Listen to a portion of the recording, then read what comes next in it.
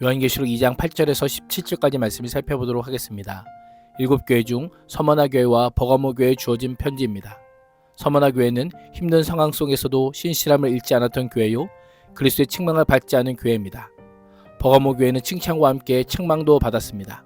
발람의 교훈과 니골라당의 행위를 용납하였기 때문입니다. 8절에서 11절은 서머나 교회에 보내는 편지입니다. 서머나는 모략이라는 뜻으로 소아시아 7도시 중 유일하게 현존하고 있는 도시로 오늘날 터키 서부 해안에 있는 인구 300만의 이즈미르의 옛 이름입니다. 겨울을 제외하면 항상 날씨가 맑고 아름다운 하늘과 해안으로 인해 아시아의 장신구, 아시아의 면류관, 아시아의 꽃으로 불려졌습니다. 관광산업의 발달로 인해 경제적으로 부유했으며 그리스의 시성이라 불리는 일리아드와 오디세이를 저술한 호머의 출생지이기도 합니다. 도덕적으로는 쾌락과 환락이 지배하며 우상 숭배와 황제 숭배의 도시였습니다. 로마 여신의 신전을 바하고 산 위에 세워지고 로마 황제 티베리우스의 신전이 건립되기도 하였습니다.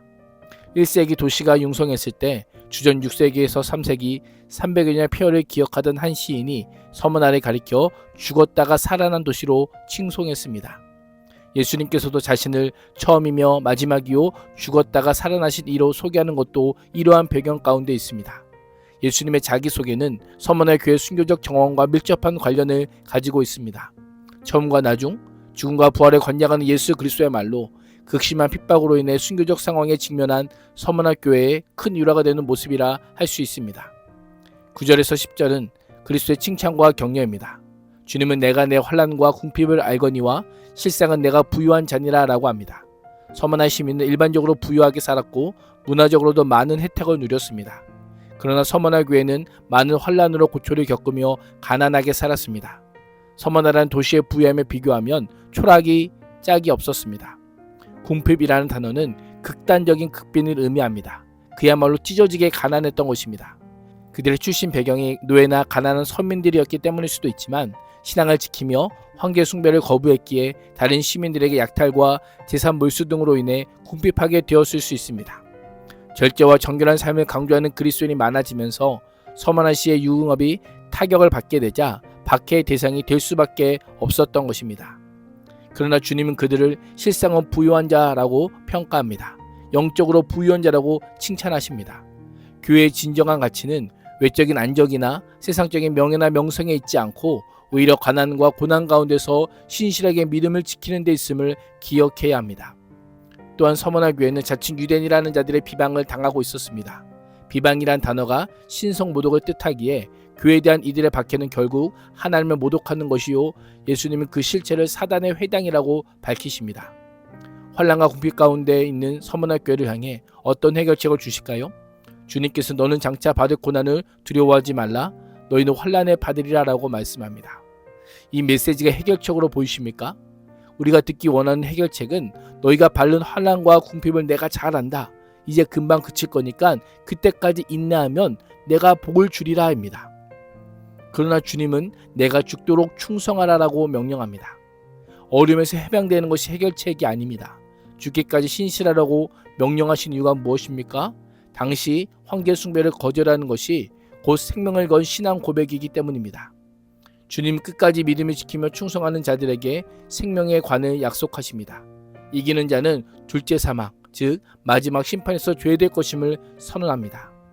요한 당시나 오늘날이나 예수님을 따르는 길은 변하지 않습니다.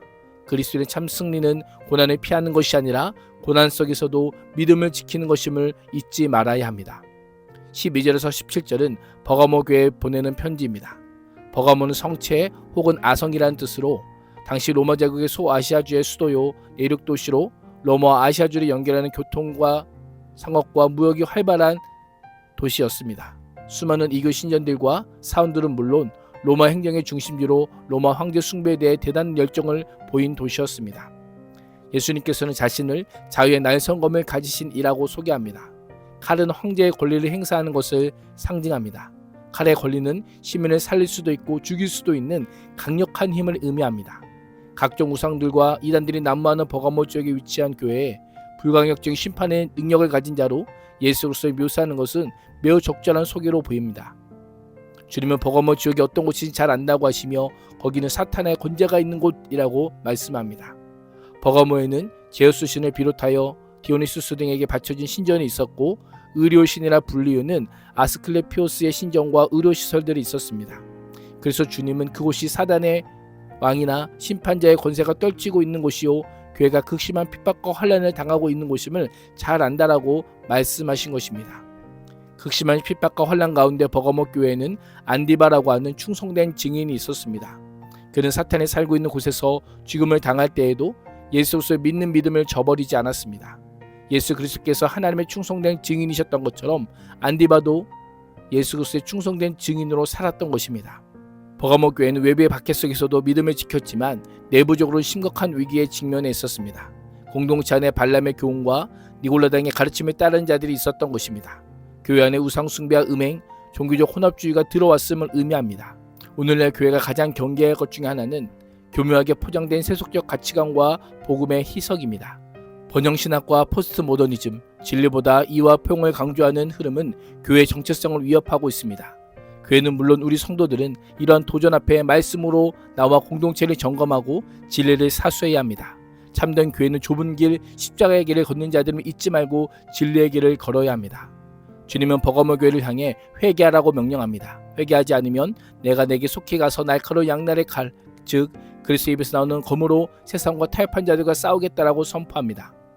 과거 거짓 선지자 발람을 여호와 하나님께서 죽이신 것처럼 회개하지 않는 자들을 반드시 심판하시겠다라고 말씀하고 있습니다. 이 검은 하나님의 말씀을 상징합니다.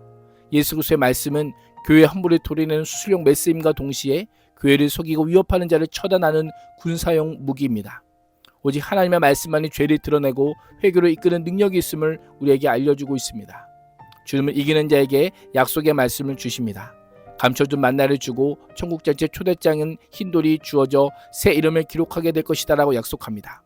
당시 두 친구가 헤어질 때 흰 돌을 둘로 쪼개어 자기의 이름을 새긴 반쪽을 서로에게 주며 그 돌이 다 닳아 없어지기 전에 없어지지 않을 우정을 약속하였습니다. 내가 받은 돌엔 예수님의 이름이 적혀 있고 내가 예수님께 드린 돌에는 예수 그리스도 안에서 찾은 나의 새 이름이 적혀 있습니다. 예수님만이 아는 나의 새 이름, 예수 그리스도 안에서 찾은 나의 정체성이 새겨진 그 돌을 주실 것임을 약속하신 것입니다. 오늘 하루도 세속적 타협과 혼합주의를 경계함으로 날마다 거룩함과 믿음을 선택하는 그리스도인이 될 수 있기를 주님의 이름으로 축복합니다. 기도하겠습니다. 하나님, 박해와 궁핍 속에서도 영적으로 부유한 자가 되게 하시고 세속적 타협과 혼합주의에 물들지 않는 거룩한 그리스도인이 되게 하여 주옵소서. 예수님의 이름으로 기도합니다. 아멘.